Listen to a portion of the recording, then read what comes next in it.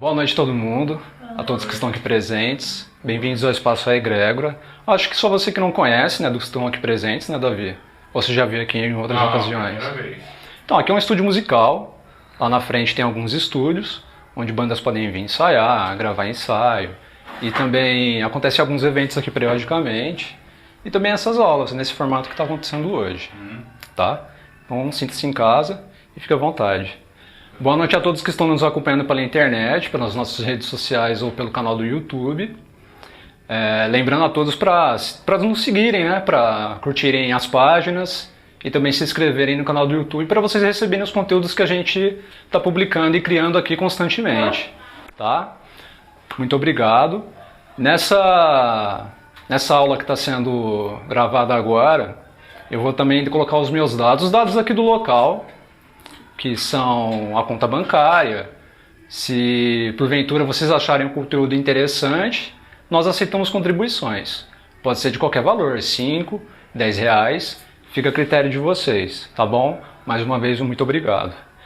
O tema que a gente vai trabalhar hoje é a história e os mistérios da ufologia.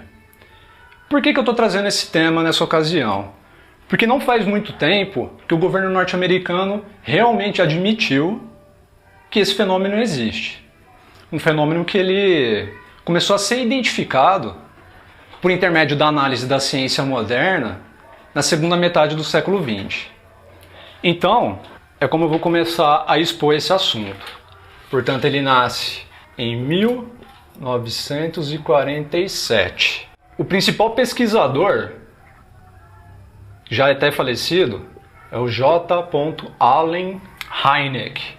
Portanto, nessa data, o que começa a acontecer? Um pouco antes, durante a Segunda Guerra Mundial, né, que é de 1939 a 1945, lá para o final da guerra, quando os bombardeiros aliados começaram a bombardear a Alemanha, muitos pilotos começaram a perceber alguns fenômenos até então desconhecidos pela ciência daquele período, que eram chamados de Foo Fighters, que acredito a banda de rock atual tenha se inspirado nesse nome, certo? Então, o que eram esses Foo Fighters? A partir do momento que os bombardeiros estavam em combate, começavam a surgir luzes no meio deles. E essas luzes, elas atravessavam os aviões e iam em velocidades que, até os dias atuais, é praticamente impossível para os caças mais avançados e muito menos para os aviões daquele período que eram com motores muito menos potentes do que os atuais, né? Então surgiu um mistério muito grande. E como estava no meio da guerra, os pilotos eles ficaram, não necessariamente os pilotos, né? Porque os pilotos eles reportavam essas notícias para o alto escalão do exército norte-americano ou dos aliados. Isso, acredito, também acontecia com os alemães e também com os soviéticos. Todos avistavam. Mas, para nós, posteriormente, porque nasce em 1947, como estava dizendo. A guerra acaba em 1945. Posteriormente acontece a Guerra Fria. Então, quem monopolizava o conhecimento e a tecnologia após esse período, e até hoje, né, é os Estados Unidos e o Ocidente. Tá? Então, a ufologia surge nesse período, com esse principal pesquisador, e esse principal fenômeno, vamos colocar aqui 1939 a 1945, Segunda Guerra, né? É o marco do surgimento da ufologia, desculpa. Também em 1947, que é a data que ela se inicia oficialmente. Por que essa data? Porque começa a ter avistamentos em massa no mundo todo. E principalmente em Washington, que né, não é a capital, né, dos Estados Unidos. E nesse período até aconteciam de acharem que era um ataque soviético, né, era alguma coisa, algo que remanesceu da Segunda Guerra Mundial, né? E nessa mesma data acontece o famoso caso Roswell. Então, tinham várias teorias a respeito do caso Roswell. Então, como a gente estava dizendo, o período é de pós-Segunda Guerra Mundial, período de Guerra Fria. E nesse período também havia uma tensão muito grande. Por que havia uma tensão muito grande? Porque a União Soviética havia roubado os planos da bomba atômica dos Estados Unidos. E creio, é no mesmo ano, né, o primeiro teste da bomba atômica da União Soviética. Eu não vou saber dizer para vocês se é posteriormente a esse avistamento em massa ou antes, mas é no mesmo ano. Então, há uma tensão muito grande. O que está acontecendo? É algo que remanesceu da Alemanha nazista, é a União Soviética, e os avistamentos eram semelhantes aos Foo Fighters, né? Eram aquelas luzes, e em determinados momentos elas se materializavam, ficavam mais visíveis, mais sólidas. Porque como eu estava dizendo para vocês, os Foo Fighters, eles atravessavam, né, os aviões. Atravessavam o chão, atravessa a água. Não, ficava uma acusação, né? O americano acusava os alemães disso. Sim. Quando acabou a guerra, viu que nenhum dos dois. A questão mais era a União Soviética, né? Então, era um momento de pânico, de tensão, tá? Portanto, esse período, ele também vai trazer mais elementos que sucedem à Segunda Guerra Mundial. O caso Roswell é um caso que também tem a série Taken, do Steven Spielberg, que ela aborda bem isso. Ela aborda bem isso de uma maneira científica, mas também tenta trazer aqueles elementos de teoria da conspiração, que não são tão científicos. Porque é um programa de TV, né? Então eles têm que colocar alguns elementos para chamar público, para ser mais interessante, para ser mais... para dar mais emoção, né? Não ficar aquela coisa muito científica, muito maçante, tá? Então a série Taken vai abordar tanto o caso Roswell, como também o Foo Fighters. O primeiro episódio já mostra os Foo Fighters. Tem uma cena da Segunda Guerra Mundial e já aborda esses elementos. No caso Roswell, o que ele vai trazer? Ele vai trazer a possibilidade de uma queda de um desses OVNIs, né? OVNI é a abreviação de objeto voador não identificado para nós aqui.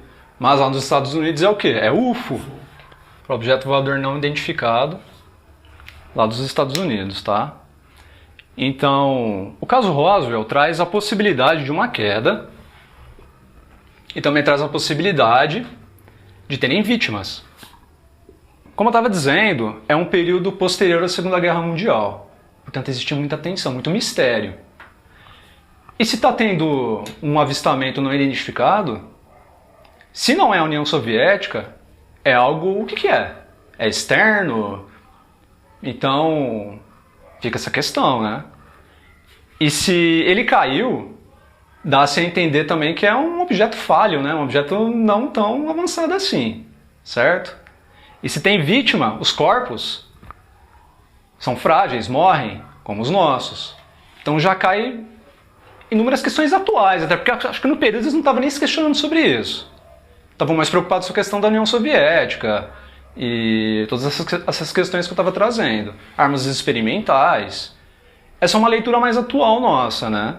Então, objetos que quebram, né? Um objeto voador que se danifica, assim como o nosso carro na estrada, e corpos que morrem. Então aquela questão de deuses, tecnologia radicalmente avançada, já cai por terra dentro desses elementos, tá? O governo norte-americano ele vai se apropriar muito desses elementos. O porquê?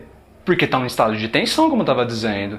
Portanto, era importante para eles ter o controle da situação e trazer fatos que comprovam que eles estão... Nós sabemos o que é, nós temos controle sobre isso. E aqui, ó, é uma coisa falha. É uma coisa frágil. Então, não é motivo para ter medo, certo? Mas é 1% que acontece. Sim, mas aí que tá. O caso Roswell, ele tem esses elementos. Mas se você pegar a pesquisa de ufólogos mais sérios, atuais, acredito que o Allen Hynek também pesquisou a respeito disso. Não vou saber dizer aqui para vocês, mas ele é o criador do projeto Blue Book também. E... No começo ele não acreditava muito, mas depois ele começou a pesquisar e descobriu realmente que as naves eram realmente de fora. Se você pegar muitos ufólogos atuais e estudar o trabalho deles, eles vão dizer que o caso Roswell é furada, que não existiu. Entendeu?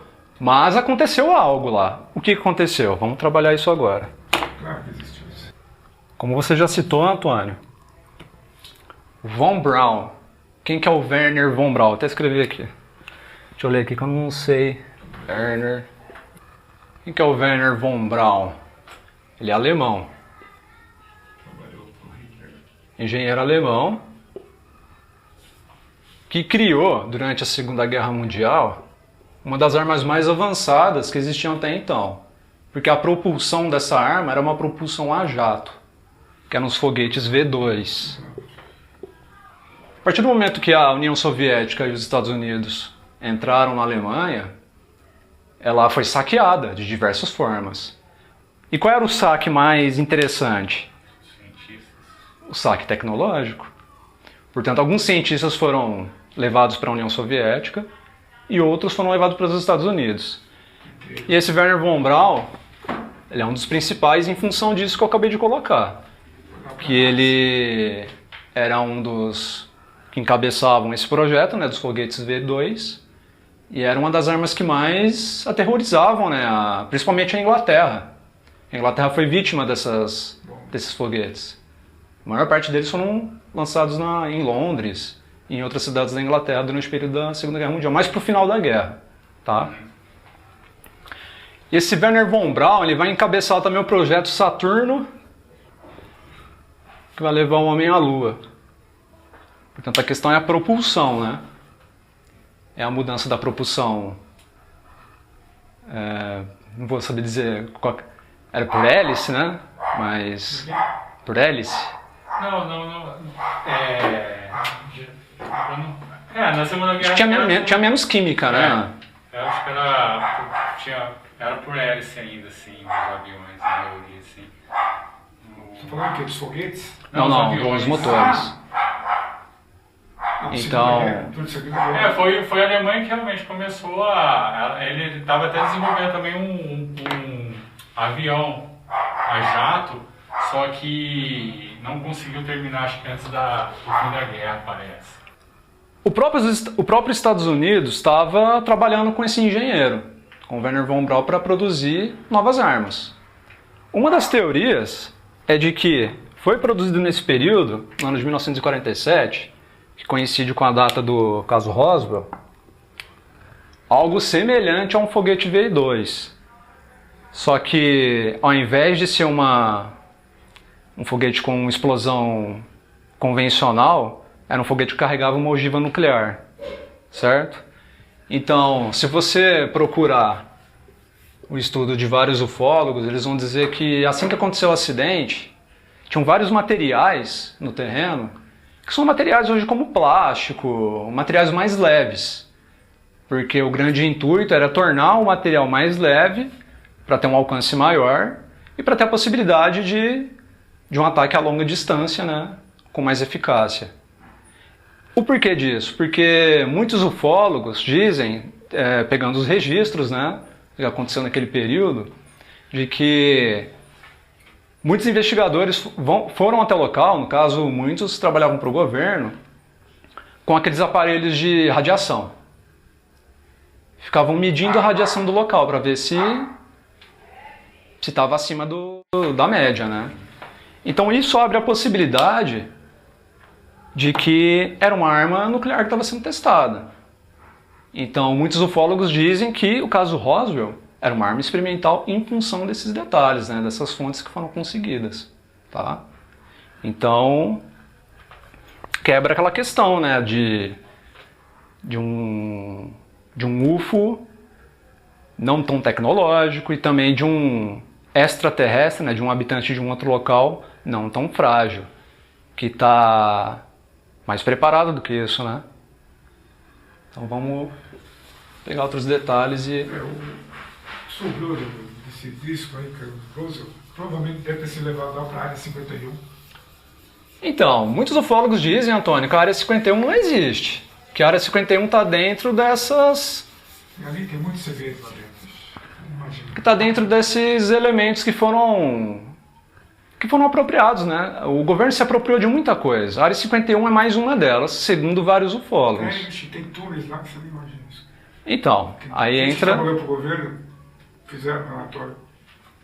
Muitos que fazem uma pesquisa mais detalhada descartam essa queda, né, de um OVNI no Roswell, desarme experimental, e também descartam a questão da Área 51. Em 1947, após esse avistamento em massa, como eu estava dizendo, houve uma reunião internacional para discutir esse assunto, em que o Brasil participou também.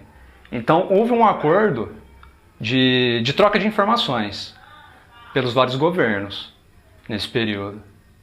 Então, o que acontece lá, o Brasil vai saber, o que acontece no Brasil, os Estados Unidos vai saber, então existe uma troca de informações, tá? Então vamos pegar mais elementos aqui e trabalhar eles. Todo esse trabalho, né, parece até trabalho de um historiador, né, ou de um antropólogo, que vai no local, né, analisa as fontes, também trabalho de... As fontes incluem fontes de psicólogos, que a gente vai entrar na questão das abduções posteriormente. Então, o fenômeno UFO, muitos dizem que é o maior fenômeno da história da humanidade. O porquê? Porque ele carrega uma interdisciplinaridade. Você tem que trabalhar com todas as áreas do conhecimento para entender isso. Porque você vai descobrindo uma coisa, depois entra uma dúvida, né, entra uma questão, você tem que estudar outra coisa e você vai usando as várias áreas do conhecimento para chegar no âmago da coisa.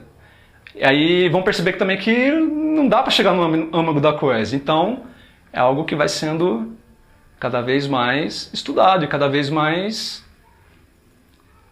sendo exposto para um maior número de pessoas. Tá? Aliás, desculpa, eu esqueci tudo. É Leonardo. Leonardo, eu tenho dificuldade para guardar o nome. Não, tudo bem. 1947 considerado assim, quando a ufologia, mas a coisa já... Sim, sim, mas isso... Da Idade Média. Exatamente, mas o que acontece? Se você pegar... Eu sou professor de história, sou formado em história. Mas se você pegar... A gente está lidando com o século XX. Segunda metade do século XX. O que veio antes? Revolução Industrial, Segunda Revolução Industrial, Primeira Guerra Mundial, Segunda Guerra Mundial. Primeira e Segunda Guerra Mundial é o marco de... É a maior contradição de tudo que vinha sendo descoberto até então. Revolução Industrial, desenvolvimento do capitalismo, tudo aquilo que a gente já conhece, tá? E as guerras, elas chegam pra... Pô, e aí? Isso daí... Olha no que culminou, né? Olha o que todo esse avanço tecnológico trouxe. Um conflito até então nunca existente, tá? Então... É questão moral, né? Sim, então, dá para trabalhar várias coisas, mas a principal questão é a questão econômica, né? Questão material, entendeu? Então, essa questão da história, de você estudar lá os mundos antigos, sumérios, a China, a Índia, principalmente os sumérios e a Índia, do período antigo, que eles trazem muitas coisas, muitos elementos abordados pela ufologia atual, que está lá na história. Só que lá no século XX, quando a ufologia surge, lá em 1947, como eu estava dizendo, ninguém está preocupado com isso. Até porque houve um afastamento da mitologia, da filosofia antiga. Ninguém queria saber daquilo. E até hoje está assim. Agora começa alguns físicos começam a trazer essa filosofia antiga mais para os seus estudos atuais. Porque estão vendo que não tem mais caminho. Tem que ter uma junção desse conhecimento, senão você não vai descobrir mais nada, a ciência ela fica estagnada. Sim, sim. A mesma coisa, eu vou abordar isso depois também. A física da relatividade de Einstein e a física quântica. Ambas as teorias são aceitas, são cientificamente testadas e são provadas, né? Que elas são reais, elas funcionam, mas elas não conseguem se juntar. Um diálogo com o outro. Entendeu? Mesma coisa é religião. Mesma coisa é o que é dito religioso. Porque as correntes filosóficas antigas, Platão, Lao Tzu, Confúcio, toda a mitologia, a filosofia da yoga. É uma corrente filosófica que se aplica ao corpo físico, certo? E posteriormente se torna uma corrente religiosa, assim como o platonismo lá da Grécia Antiga, que é uma das bases do cristianismo atual, né? Então, é o que é feito, né, com a filosofia, o que nós fazemos dela, porque os ensinamentos dos grandes mestres, ele está totalmente... O que se tem realmente de concreto deles? Porque são interpretações. Então, eu que estudo, porque eu estou aqui em caráter de estudante também. Como eu disse, eu sou formado em História, dei aula de História por alguns anos em escola pública, mas esse trabalho aqui do Espaço Egrégora, eu também estou em caráter de estudante. Minha posição é aqui mediar esse conhecimento com vocês, entendeu? Eu também estou estudando. Isso para mim aqui é um estudo particular. E estou compartilhando com vocês e todo mundo que está assistindo. Então, é extremamente importante, porque se a gente não caminha. Então, pode falar, Antônio. A história, realmente, é uma coisa. Depois você fica sabendo por trás da história que tem. Então, sim, várias coisas podem ser abordadas, várias coisas podem ser estudadas. Então, aquele Allen Hynek, como estava dizendo, ele vai trazer a ufologia causuística. O que a ufologia causuística vai fazer? Vai fazer justamente isso que eu estava comentando. Vai ir atrás das evidências. Vai fazer uma pesquisa de campo, concreta.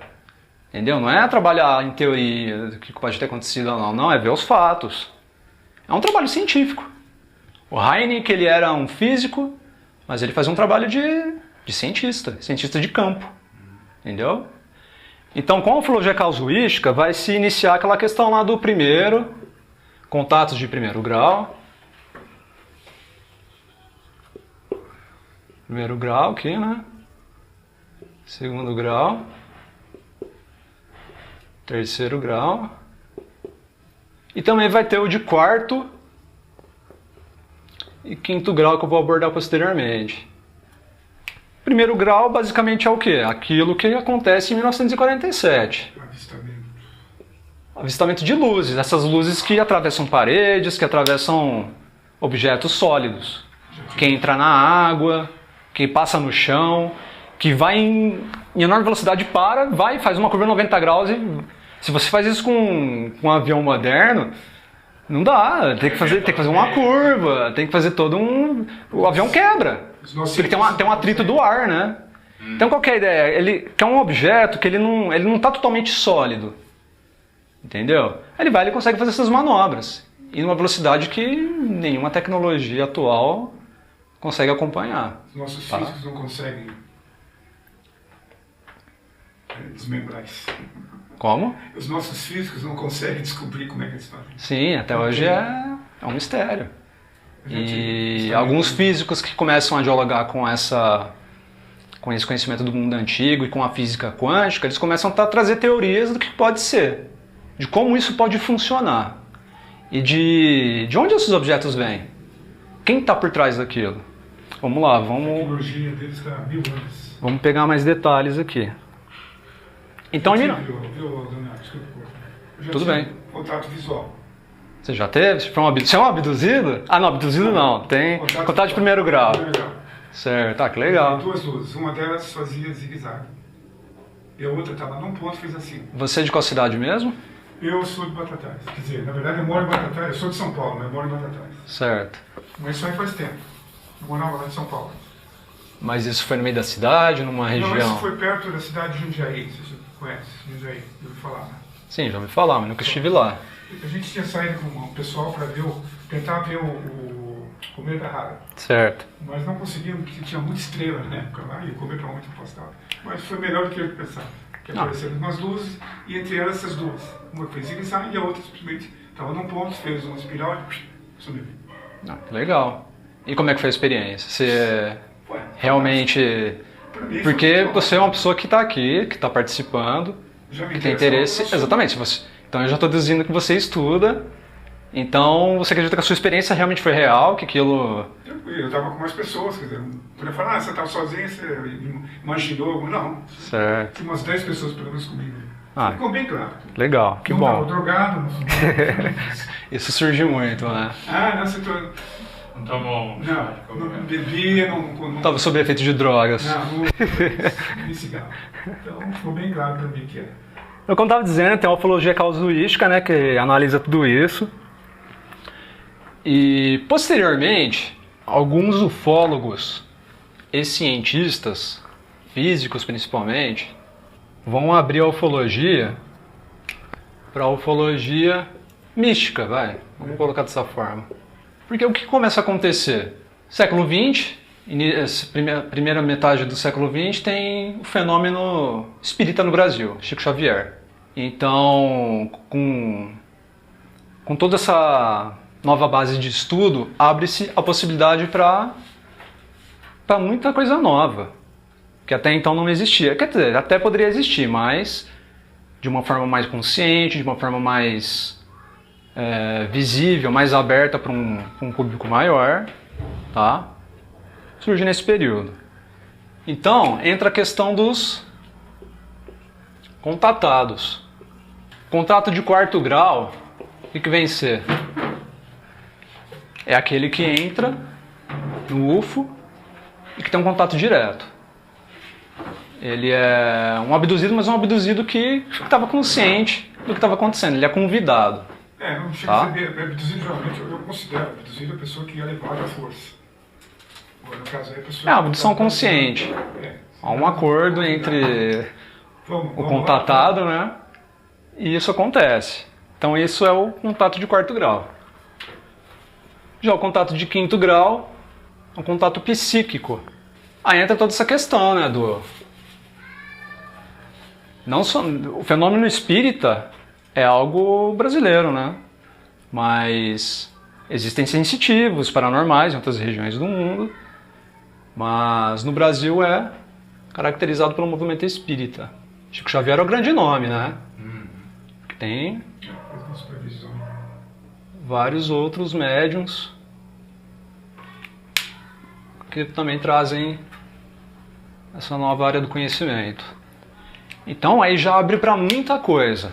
Lá com o Hynek, com a ufologia casuística, como eu estava dizendo, é uma questão científica. Ele é um físico que utiliza as leis da física atual, então é aquele trabalho bem científico e que não está muito interessado nessa questão mais mística, que não está muito interessado nessas filosofias do mundo antigo que posteriormente se tornam correntes religiosas. Tá? Então, começa a haver um elo entre essas áreas do conhecimento, entre essas duas fontes. De uma fonte mais recente, né, que surge na Europa medieval, e uma fonte lá do mundo antigo, lá da Índia, da China, da Suméria, do México, lá com os maias, daquela civilização que se desenvolveu naquela região, tá? Que é uma linguagem muito parecida, uma linguagem simbólica e dialoga muito com o que foi criado também lá na Índia, no Egito. Então são fontes semelhantes. Atualmente também existe duas teorias que falam a respeito da formação do universo, do Big Bang e toda aquela coisa. Porque quando a gente está lidando com um UFO, um objeto voador não identificado, abre a possibilidade para ser uma espécie inteligente que veio nos visitar, né? Ou, enfim, aí essa questão da intenção também abre possibilidade para muitas coisas. Muita coisa é fantasia, muita coisa é um absurdo. Portanto, vamos colocar o pé no chão e vamos analisar a coisa mais... tendo como base as fontes, né? Como eu estava dizendo, a ufologia casuística e vários ufólogos atuais. Um ufólogo que eu sigo muito é o Laércio Fonseca, aqui de Ribeirão Preto, do Brasil, de Limeira. Então o trabalho dele é muito bom para acompanhar. Existe uma teoria atual, teoria ascendente. Essa teoria que ela dialoga com a física racional, né? Física atual, que tem como base o Einstein, relatividade, e que tem como base também o darwinismo. Teoria da evolução. O que a teoria ascendente traz? Traz aquela questão que a maioria já sabe.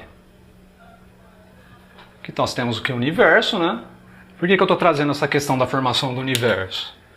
Porque, como eu estava dizendo, abre-se a possibilidade de ser algo externo. É uma civilização de um outro local. Entenderam? Então, vamos trabalhar a questão da evolução, vamos trabalhar a questão do início do universo para saber como que nós mesmos, né? Como que nós surgimos, como que nós nos tornamos inteligentes, como que nós começamos a construir as civilizações. E também entra outra questão muito trabalhada na ufologia, que é a questão do criacionismo. E também a questão do elo perdido. Porque a teoria de Darwin, o que traz? Traz a questão de que o ser humano atual ele passou pelo processo de seleção natural, né? O processo evolutivo. Só que a ciência atual, tendo como base a teoria darwinista, não consegue fazer esse elo ainda. Exatamente, está faltando alguma coisa. Que é o famoso elo perdido. Então, a própria ciência, o que ela tem em mente? A gente não descobriu, mas uma hora a gente vai descobrir. Ou pode ser que nunca descubra. Pode ser que apareça uma outra teoria alternativa que faça esse elo, entendeu? Aí começa a aparecer aquelas questões, né, dos deuses astronautas, o Zecharia Sitchin, o Eric von Däniken, tem aqui até os livros, ó. Eu tenho. 12º Planeta, esse daqui é um outro livro dele. Aqui, ó, pessoal que está acompanhando, Escada para o... base de estudo aqui da aula, esse livro do Zecharia Sitchin, tá? Eu tenho Escada para o Céu. Tem aqui também, ó, Allan Kardec, que é Espiritismo, que a gente vai adentrar nessa questão, como eu já ressaltei anteriormente, a gente também vai entrar um pouco mais nisso posteriormente, tá? Você estava dizendo? Porque eu tenho o livro do Zecharia Sitchin, o Escada para o Céu. Certo. Não é esse aqui, ó, Caminho para o Céu? Não, chama Escada para o Céu. Tá, É quase igual, mas deve ser mais ou menos. certo. Ele fala lá, deve ser mais ou menos o que fala aí, deve ser. Então, esse livro aqui, se eu não me engano, é década de 70, década de 60, uma coisa assim. As aparições de primeiro grau, como eu estava dizendo, se iniciam em 1947.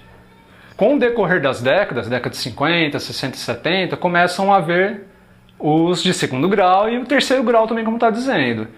Aí tem lá a ufologia casuística que analisa tudo isso. Caso Roswell, tem um caso aqui no Brasil que é chamado Operação Prato, caso Chupa-Chupa, que também foi muito estudado. E é muito mais relevante que o ET de Varginha, por exemplo, que tem mais informação, tem mais dados. Entendeu? É um caso muito mais... Dá para esconder uma coisa visível. Muito mais plausível, muito mais científico, tem mais informação, tem mais dados. Então, ó, teoria ascendente da física atual, lá tendo como base o Einstein, como está dizendo, o que ela vai trazer? Temos o universo, né? Tem um Big Bang.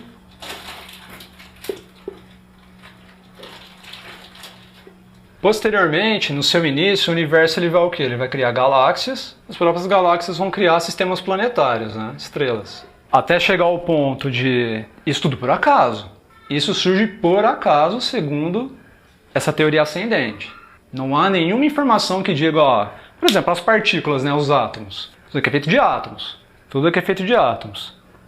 Se pegar uma bolacha ali, a bolacha cair no chão e ela quebrar, ela se espalhou, certo? Segundo a física, englobando outras áreas da física também, outros estudos. Não tem lógica, é impossível um organismo vivo, que é feito de átomos, se organizar da forma como um ser vivo se organiza. Porque nós estamos aqui, é um grupo de átomos reunido. É um grupo de átomos que... E o corpo ele precisa de energia, né, para se manter intacto. A partir do momento que o corpo morre, o que? Ele se desfaz. Como essa bolacha que caiu no chão. Existe alguma forma, se essa bolacha cair no chão e ficar lá, existe alguma forma dela se reunir novamente? Sem alguém que vai lá e pega ela? Então, exatamente.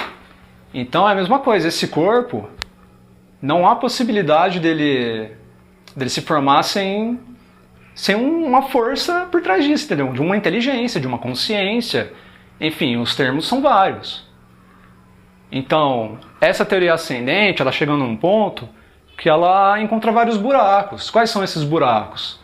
essa questão do início do universo, que surgiu por acaso. Também não encontra o elo perdido entre o homem e as outras formas de vida que existem nesse planeta, principalmente o macaco, né, que tem o DNA mais semelhante ao nosso. Então ela tem esse buraco. Ela não consegue fazer um elo entre o próprio fenômeno UFO, que traz toda essa questão, né? Traz todos esses questionamentos da vida, do universo. Tá? E também vai ter uma teoria que vai chamar de teoria ascendente.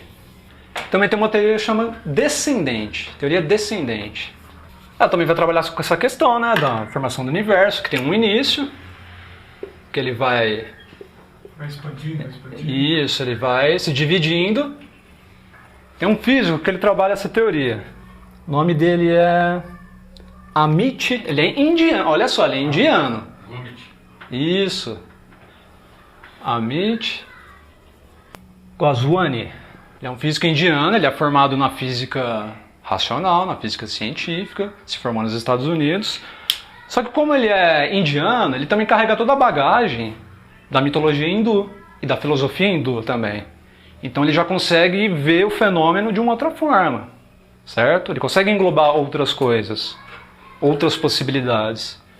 O que essa teoria descendente vai dizer? Vai dizer que existe algo anterior a isso aqui. Antes do Big Bang. Isso. E esse algo anterior nós podemos chamar isso de consciência, podemos chamar também de causa e efeito. Aí que tá, qual que foi a causa, né? Então, tem que ter uma causa. Então podemos chamar de inteligência, vai. Então o Amit Goswami, ele tem um livro que ele vai trabalhando o inverso. Ele vai dizer que o cérebro humano, ele se desenvolve para receber a inteligência e não para criar a inteligência. Porque lá na teoria ascendente, que tem como base o darwinismo, Einstein, como estava dizendo, diz que toda a inteligência atual é criada pelo cérebro. Se esse corpo morre e o cérebro morre, não tem mais nada. Entenderam? Então é uma criação do cérebro. Amit Goswami está dizendo que não. Está dizendo que essa inteligência, essa consciência, ela já existe antes desse corpo avançado que está aqui, né? Então é um trabalho inverso. Como que uma inteligência vai existir fora da matéria, dessa matéria que a gente conhece, né? Lá em 1947 se iniciaram os fenômenos. O que o fenômeno está mostrando? Que essa matéria aqui, ela talvez não seja a única matéria que existe. A matéria inteligente, né? Que se move, que tem um objetivo, que tem uma inteligência por trás. Então, para a gente entender isso melhor, eu vou tentar trazer uma leitura que eu estou procurando trabalhar atualmente e que dialoga um pouco mais com a história, com seus símbolos e com seus mitos também. Vamos tentar imaginar um ponto denso e luminoso. Esse ponto ele pode ser atribuído ao fogo, pode ser atribuído a Lúcifer também. Eu já dei uma aula aqui que eu falo só sobre Lúcifer. E vamos esquecer aquela questão do Lúcifer maligno da religião judaico-cristã, que é o anjo caído. A gente pode fazer inúmeras interpretações, tá? Então, mas vamos esquecer que é demônio, que está ligado a uma coisa ruim, não. O próprio nome Lúcifer significa luz, o guardião da luz. Fogo também está atrelado a algo quente, algo que está se expandindo, né? Tanto, esse ponto, a gente pode dizer que ele é o Qi. O Qi que surgiu na China, é um termo chinês. Ele também pode ser o Prana, que é um termo hindu, da Índia. Lá nos primórdios da Índia e da China. Lá da filosofia antiga desses dois países. Tá? Também pode ser ligado a energia.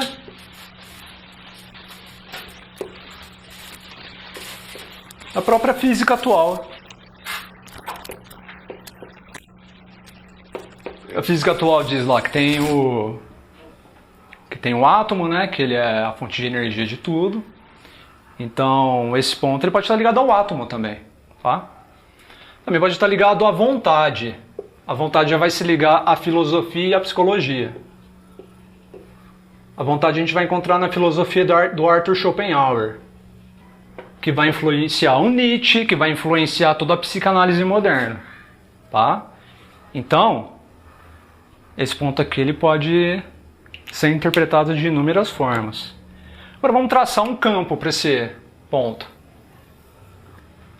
Esse campo ele pode ser o espaço-tempo. Ou pode ser também um círculo histórico. Tá? Por que eu estou fazendo isso de forma circular? Porque não há separação. Não há separação do que existiu no mundo antigo e do que existe com os dias atuais. Eu vou tentar explicar isso de uma forma mais simbólica, né? Vamos fazer outras divisões aqui. Vamos colocar aqui AC. O AC ele pode ser também tanto antes de Cristo, como também a teoria ascendente, que eu estava explicando anteriormente. E aqui também pode ser o depois de Cristo, ou teoria descendente, como eu estava explicando também, que une uma coisa e outra. Tá? Portanto, isso aqui é o espaço-tempo. Em Einstein, espaço-tempo não tem essa questão de passado, presente e futuro. O tempo como a gente lida aqui na cidade, no trabalho, não existe. Tempo tá? relativo. É espaço-tempo. Entenderam? Esse círculo histórico, ele pode se mover de várias formas. Se eu colocar nessa linha histórica, vamos imaginar que isso daqui é uma linha, né? Um círculo. Todos os acontecimentos estão aqui. Tá? Várias civilizações estão dentro desse espaço. E esse centro movendo, né? Impulsionando a humanidade para viver, para ter várias experiências, para criar, para descobrir vários mistérios como o fenômeno UFO. Tá? Então, nós podemos nos mover de diversas formas, que também representam dois símbolos.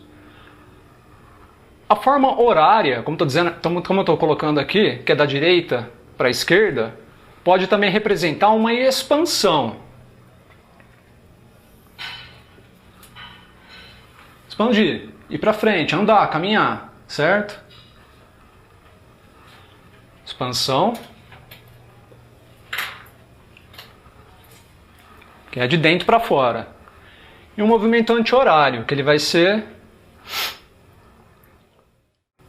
um movimento contrário, né? Direita para a esquerda. Esse movimento aqui ele vai representar o quê? Uma interiorização. A interiorização a gente vai colocar aqui assim, interiorizando. Indo para dentro. Portanto, se move de dentro para fora, de fora para dentro. Certo? Um movimento horário e anti-horário. Como se fosse um vórtice. Tá? Muito semelhante aos chakras que se localizam no nosso corpo, que a Índia e o hinduísmo vão explicar muito bem. Então, vamos ter como base isso. Tá? Para a gente entender o que eu vou explicar posteriormente. Por exemplo, ó, vamos colocar uma coisa aqui. Vamos supor que está aqui a China, a Índia. Todos os acontecimentos históricos estão aqui, como eu estava dizendo. Eles vão se encontrando. Suponhamos que nós estejamos aqui, depois de Cristo, né? Toda a filosofia que foi criada, todas as experiências que a humanidade passou naquele período estão aqui de alguma forma. Tá? Como que a gente vai descobrir isso? Vamos descobrir isso por novas fontes do conhecimento. O espiritismo é uma delas, a ufologia é uma delas. Então, existem diversas formas da gente trabalhar essas questões. Tá? Como eu estava dizendo, o fenômeno UFO é extremamente misterioso. Para ele ser compreendido, ele tem que ser estudado de uma forma interdisciplinar. E ele envolve o conhecimento mais avançado que a gente possui, né? A física, os fenômenos do ser humano. Então vamos lá, na física quântica existe um fenômeno, vamos desenhar um átomo aqui, o átomo da molécula mais abundante, que é a de hidrogênio. Tem aqui o próton, né, e o elétron. Existe um fenômeno na física quântica que diz o seguinte, que é chamado de salto quântico. O que é o salto quântico? Esse elétron ele pode desaparecer daqui e reaparecer em outro local instantaneamente. Tá? E ele não traça nenhuma... Ele não traça nenhum caminho, ele simplesmente desaparece e aparece em outro local.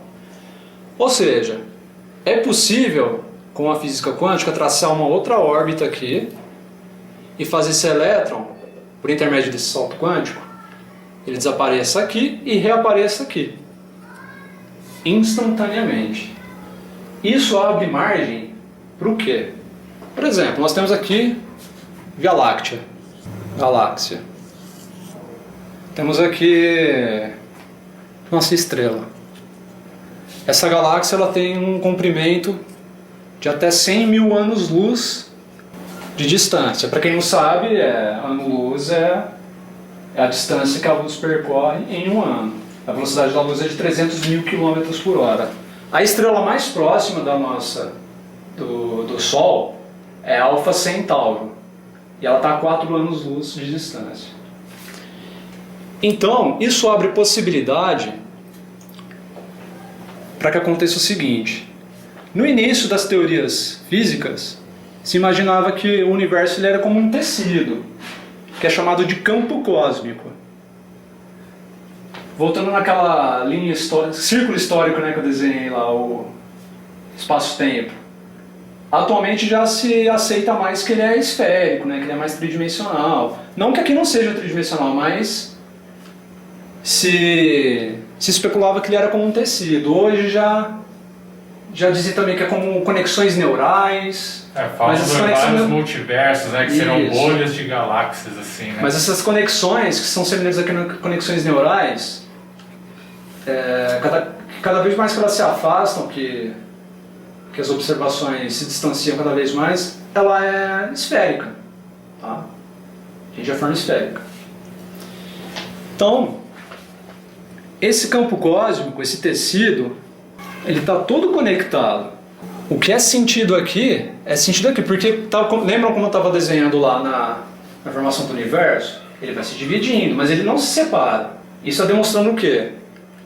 Que é possível uma partícula, um objeto físico, desaparecer de um local e reaparecer em outro instantaneamente, sem ter que percorrer essa enorme distância para chegar no seu destino.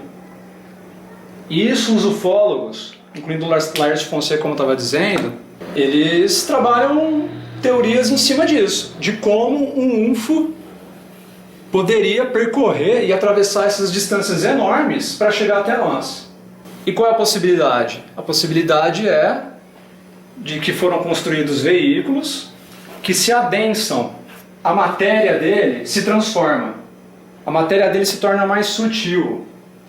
Lembra lá no Foo Fighters, que ele passa objetos sólidos, mas existe a possibilidade desses objetos se adensarem, tomarem uma forma física e descer aqui. Há vários relatos na casuística ufológica, de pousos, de abduções, como eu estava dizendo. E as abduções, elas acontecem em massa em 1960, 1970. Muitos sensitivos, que é lá o contato de quinto grau, como eu estava dizendo, dizem que isso aconteceu para que os contatados relatassem o encontro, né? E nenhum que é abduzido é uma grande celebridade, é um grande físico, é um grande artista de cinema. São pessoas desconhecidas. Por que são pessoas desconhecidas? Porque essa interferência, esse contato, o que eles estão dizendo? Nós estamos aqui, nós existimos, tem alguma coisa acontecendo. Vai e fale sobre nós. Só que muitos podem se questionar, né? Muitos ufólogos, muitos que estudam ufologia se questionam por que eles já não faziam contato com o presidente dos Estados Unidos e tudo. Porque não pode existir essa transferência, essa interferência. Porque existe um karma. Eles trabalham com a lei do karma. Basicamente é o seguinte: vocês têm que se virar. Eu não posso passar a mão na sua cabeça. Nós não vamos passar a mão na cabeça de vocês. Vocês estão aqui para experimentar, para criar e para aprender. Essa interferência está existindo segundo a interpretação de inúmeros ufólogos, porque a humanidade chegou a um ponto que criou a bomba nuclear e que ela já possui capacidade para destruir o planeta. Então eles já começam a interferir, mas de uma maneira muito sutil. É muito devagar. É muito vagaroso, certo? E pegando o trabalho lá do Zecharia Sitchin, da dizendo Eric von Däniken, e colocando naquele círculo histórico que eu desenhei, o que a gente pode deduzir? Que ao longo da história, ao longo das sociedades, lá no mundo antigo e nos dias de hoje, isso sempre aconteceu. Essa interferência sutil ela sempre aconteceu. Portanto, os alienígenas, eles não estão chegando aqui agora, eles sempre estiveram aqui. Porque há registro deles lá no mundo antigo. Não é que eles foram embora e voltaram. Não, eles estão aqui. Mas o que eles estão fazendo? Adensando e aparecendo para nós. Aqui no que é chamado de terceira dimensão.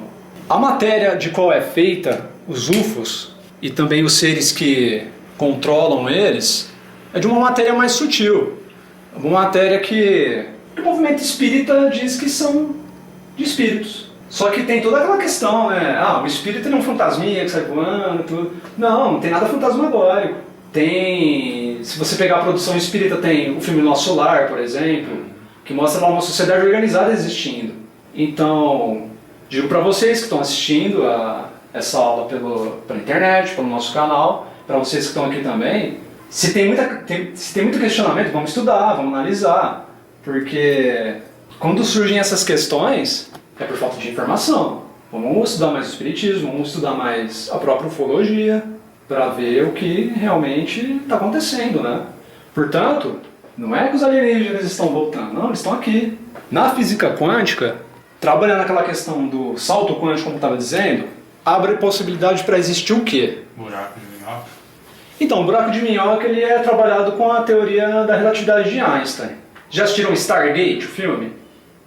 Eu não vi. Stargate faz o quê? Ele é um portal que transporta um indivíduo para um outro local distante. Que você não tem que fazer aquela viagem lá de anos-luz, como eu estava dizendo. Mas aí, por exemplo, a gente pode ver no cinema e também na TV, Star Trek, por exemplo, que é aquele teletransporte, né? O corpo todo ele se desmaterializa e vai para outro lugar. Não é assim. Isso é a relatividade geral de Einstein. Mas com a física quântica dialogando, abre possibilidade para acontecer o quê? Por exemplo, vamos supor que tem aqui o Stargate, né? Aqui é o Stargate, ó. Porque aqui é a Via Láctea, né? Nós estamos aqui na Via Láctea, que é a galáxia de Andrômeda, a galáxia mais próxima de nós. Um sistema solar vizinho, Alpha Centauri, por exemplo, relatividade geral de Einstein está dizendo que o espaço-tempo eu vou ter que percorrer esse espaço-tempo de alguma forma. O Stargate ele pode contrair, né, o espaço-tempo, ou ele vai de alguma outra forma. A gente viu isso no Interestelar, lá pelo buraco de minhoca, o buraco negro, né? E o filme Contato também traz isso. Não, os filmes que eu indiquei lá, que eu publiquei lá no corpo do evento. Então são várias leituras a respeito disso. A física quântica vai dizer o seguinte, que é possível construir um objeto que vai fazer um corpo ou uma partícula perder energia. Perder energia para se tornar mais sutil. Para ficar tão sutil como um UFO. E essa partícula que perde energia, ela vai soltar de um ponto para o outro, lá como eu demonstrei. E aí o espiritismo e vários ufólogos atuais, como eu estava dizendo, vão trabalhar a possibilidade de outras dimensões de existência. Portanto, como lá foi mostrado no filme Nosso Lar, baseado nas obras do Chico Xavier, a morte é uma questão a ser analisada. A morte também é uma ponte entre o fenômeno UFO. Existe a possibilidade de todos os alienígenas, né? Eles não são alienígenas, eles sempre estiveram aqui, como eu estava dizendo. Então, eles estão apenas se mostrando, se adensando, e que existe uma forma de você fazer uma navegação da mesma forma que eles fazem. Portanto, a partícula ela vai perder energia e ela vai cortar um caminho. Suponhamos aqui que esse é o universo em terceira dimensão, né? Dessa matéria que nós somos feitos. A partícula ela sumiria daqui, apareceria aqui, só que tudo isso está conectado, tudo isso está junto. Para ela reaparecer num outro... Lembra que eu estava falando lá que o elétron ele some num local e reaparece em outro? Aleatoriamente? No mesmo instante? Portanto, isso abre a possibilidade de uma viagem superior à velocidade da luz. O elétron ele desaparece num local e reaparece em outro. Entenderam? Isso não viola... É possível pelas leis da física. E isso é um caminho alternativo ao buraco de minhoca, ao buraco negro. Então, várias possibilidades estão aí. Portanto, é necessário dialogar com... É necessário uma interdisciplinaridade para compreender o fenômeno. Certo? Isso não sou eu que estou dizendo, são os estudiosos que eu estou tendo como fonte. Que eu estou expondo aqui. Ah, então os alienígenas, eles não estão aqui para invadir, para conquistar, para roubar recurso natural. Não, eles já passaram por tudo isso. Eles já viveram em superfícies de planetas, já viveram num corpo denso desse, e eles já morreram. Eles estão aqui para ensinar, para mostrar para nós o que está acontecendo. Estão dizendo para nós estudarmos, é isso. Então, de uma certa forma, é isso. E de uma certa forma, todos nós somos alienígenas. Todos nós viemos de fora daqui. Há uma teoria que diz que a vida só veio para o planeta Terra por intermédio de meteoros, que a água foi vindo para cá e que a vida também, que ela também pode ter sido transportada por intermédio de meteoros, ou que ela possa ter sido implantada pelos UFOs. É possível, por exemplo, tornar o planeta Marte habitável, é possível introduzir uma vida lá. E existe a possibilidade da vida ter sido introduzida aqui no planeta Terra. Então é isso. Todos nós viemos de fora de uma certa forma. Tá? Todos nós somos alienígenas. Então é isso, pessoal. Agradeço a vocês por estarem aqui, em meio a uma pandemia e tudo. E muito obrigado. Obrigado a todos que acompanharam pela internet.